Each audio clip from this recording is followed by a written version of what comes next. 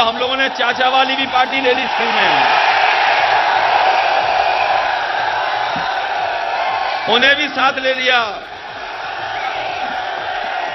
और जैसे ही पार्टी उनकी साथ ली तो दिल्ली से भारतीय जनता पार्टी के और प्रकोष्ठ भी हैं।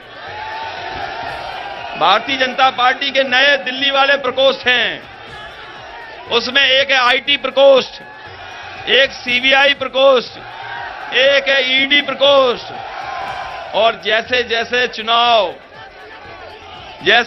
चुनाव करीब आएगा और इन्हें हार सताएगी तो ये दिल्ली वाले और आएंगे यूपी में, योग कर करके आए हैं।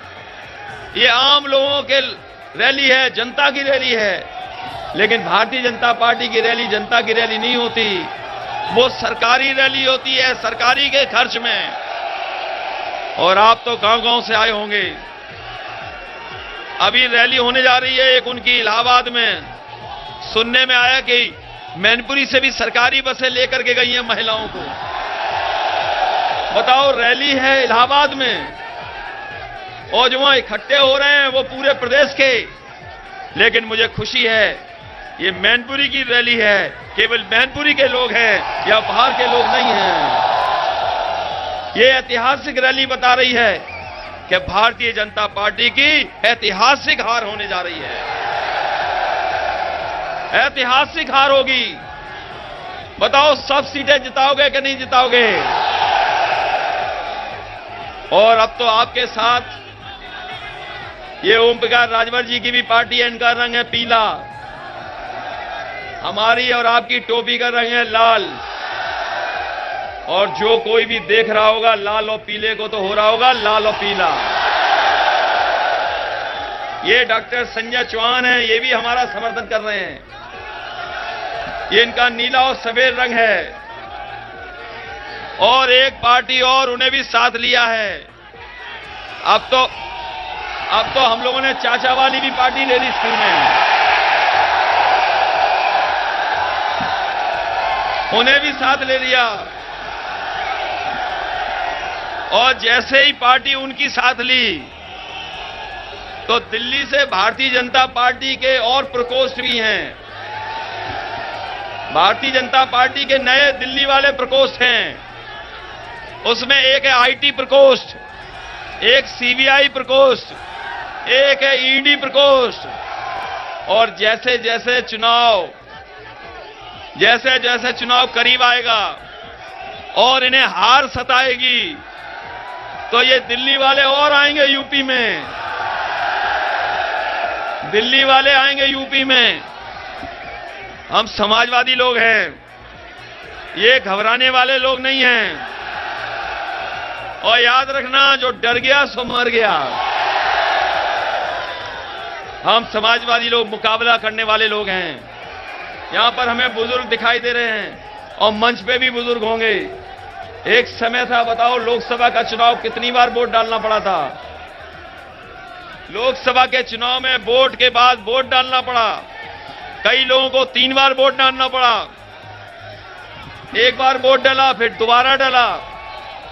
और कई गांव में, कई पोलिंगों पे 3 बार वोट पड़ा। 3 बार वोट डालने के बाद भी बताओ कौन जीता? समाजवादी पार्टी जीती।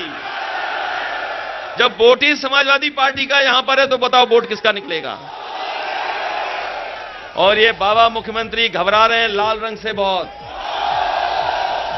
ये लाल रंग क्रांति का रंग है, ये भावना का रंग है, भावनाओं का रंग है। जब हम और आप खुश होते हैं तो हमारा आपका चेहरा लाल हो जाता है। जब गुस्सा होते हैं तो सोचो हमारा चेहरा और कान भी लाल हो जाते हैं। ये लाल रंग भावनाओं का है। ये एक रंगी लोग भावनाएं नहीं जानते कि भावनाएं क्या होती हैं। और भाजपा ये भी नहीं जानते कि हमारे आपके खून का रंग एक है। बताओ, खून का रंग लाल है कि नहीं है? और लाल रंग से घबराता कौन है? हमने सुना है कि जो खेत में कभी कभी खुले घूमते वो भी लाल रंग से घबराते हैं। क्या लाल रंग से सांड भी घबराते हैं? इन्होंने तो वादा किया था कि सांड पकड़ लेंगे, बताओ सांड कहां पकड़ पाई है?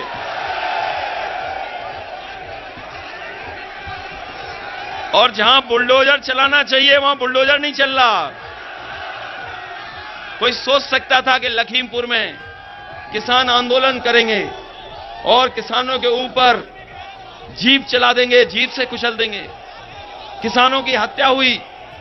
अगर जीप चलाने से किसानों की हत्या में किसी की साजिश थी तो भारतीय जनता पार्टी के गृह राज्य मंत्री उन पर सवाल खड़े हुए हैं। अगर बुलडोजर चलना चाहिए तो लखीमपुर में कब बुलडोजर चलेगा ये सरकार बताए। लखीमपुर में बुलडोजर नहीं चला रही सरकार,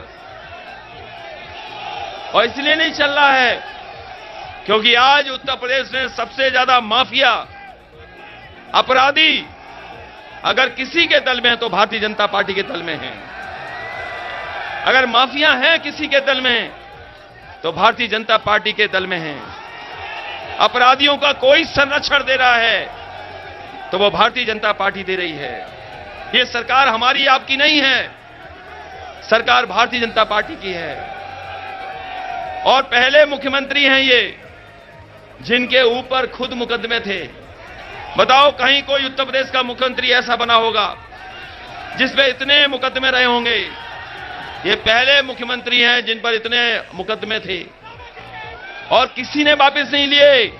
ये पहले मुख्यमंत्री हैं जिन्होंने अपने मुकदमे खुद वापस लिए हैं। इसलिए आज कार्यक्रम यहां से लेकर के एटा तक हैं। समाजवादी सरकार बनती है तो सड़कें बनती हैं, बिजली का अच्छा इंतजाम होता है। आज ये सरकार बिजली को महंगा कर करके जब बिल आता है आप पर तो बताओ करंट लगता है कि नहीं लगता है बिल से। इसलिए अगर आप बिजली सस्ती चाहते हैं, अगर आप चाहते हैं कि उम्मीद से ज्यादा बिजली में राहत मिले, याद कीजिए नेताजी ने सिंचाई माफ की थी, सिंचाई पे कोई पैसा नहीं लगता था। तो अगर आने वाले समय में बिजली की मदद हमें किसानों को लिए करनी पड़ी तो समाजवादी पार्टी अपने किसानों की मदद करने के लिए उम्मीद से ज्यादा राहत देने का काम बिजली में समाजवादी पार्टी करेगी। आज नौजवानों के हाथ में नौकरी और रोजगार नहीं है, किसी का भविष्य कैसे बनेगा उसकी चिंता सरकार को नहीं है। हम आपको भरोसा दिला के जा रहे हैं, सरकारी संस्थाओं में जहां नौकरी मिल सकती है, कारोबार में जहां रोजगार मिल जाएगा, अगर चाहे पुलिस भर्ती चाहे फौज भर्ती, नौजवानों को नौकरी और रोजगार देने का काम करेंगे। इसलिए विकास के लिए, रोजगार के लिए, खुशहाली के लिए, किसान के भविष्य के लिए, उत्तर प्रदेश को और आगे बढ़ाने के लिए हम आपसे अपील करना चाहते हैं कि जिस तरीके से हमेशा आपने समाजवादी पार्टी की मदद की है, इस बार भी जो चुनाव होने जा रहा है 22 का, वो चुनाव केवल हमारे आपके भाग्य का चुनाव नहीं है, प्रदेश और देश के भाग्य का चुनाव है। इसलिए ऐसा चुनाव है जिसमें न केवल हमें अपने अधिकारों को बचाना है, अपने हक और सम्मान की भी लड़ाई लड़नी है, क्योंकि उत्तर प्रदेश के चुनाव के बाद देश का चुनाव होगा। जो संदेश उत्तर प्रदेश से जाएगा वो आने वाले समय में भविष्य की राजनीति को तय करेगा। इसलिए भविष्य तय करने के लिए और संविधान बचाने के लिए, अपना हक और सम्मान पाने के लिए आप साइकिल की रफ्तार बढ़ा देना, यही निवेदन मैं आपसे करने आया हूं। और जब से रथ चला है, ये जब से रथ चला है और जब से जनता ने समर्थन दिया है, भारतीय जनता पार्टी को घबराहट होने लगी है, घबराहट। और उस घबराहट का परिणाम देखिए, आपके रथ के मुकाबले 6 रथ चल रहे हैं। आपका एक रथ और भाजपा के 6 रथ, लेकिन आपके रथ का मुकाबला नहीं कर पा रहे हैं, आपकी लाल टोपी का मुकाबला नहीं कर पा रहे। हम हर रंग को साथ ला रहे हैं, हम हर रंग को साथ ला करके एक गुलदस्ता बनाने का काम कर रहे हैं जिसमें सबका हक है, सबका सम्मान है। ये ओम प्रकाश राजभर जी की पार्टी है, ये चाहती है कि जाति जनगणना हो। ये डॉक्टर संजय चौहान जी की पार्टी है, ये भी चाहती है कि जाति जनगणना हो। हम समाजवादी लोग भी चाहते हैं जाति जनगणना हो, क्योंकि हम पे आप पे आरोप लगता है कि हम किसी का हक ले रहे हैं, हम किसी का हक छीन रहे हैं। लेकिन हम समाजवादी लोग आपको भरोसा दिला करके जा रहे हैं कि जैसे पहले काम करके दिखाया, जो वादा किया वो पूरा करके दिखाया। यही तो नेताजी के बारे में कहते थे कि नेताजी की कथनी और करनी में कोई फर्क नहीं है। इसलिए आपको भरोसा दिला के जा रहे हैं, अगर हमें जाति जनगणना करनी पड़ी और 3 महीने के अंदर अगर जाति जनगणना करनी पड़ी, तो समाजवादी सरकार बनने के बाद 3 महीने के अंदर जाति जनगणना कर करके उनको दिखा देंगे कि कौन जाति कितनी है और भविष्य में किस तरीके से आबादी के हिसाब से हक और सम्मान दिया जाए, उस दिशा में हम लोग काम करने का काम करेंगे। इसलिए चाहते हो कि नहीं चाहते जाति जनगणना? इसलिए बहुत बहुत आपका धन्यवाद। अपने नेताओं का भी बहुत धन्यवाद जो मंच पर हैं, बड़ी संख्या में नेता हैं जिनके सहयोग से और आपके सहयोग से ये ऐतिहासिक कार्यक्रम हुआ है।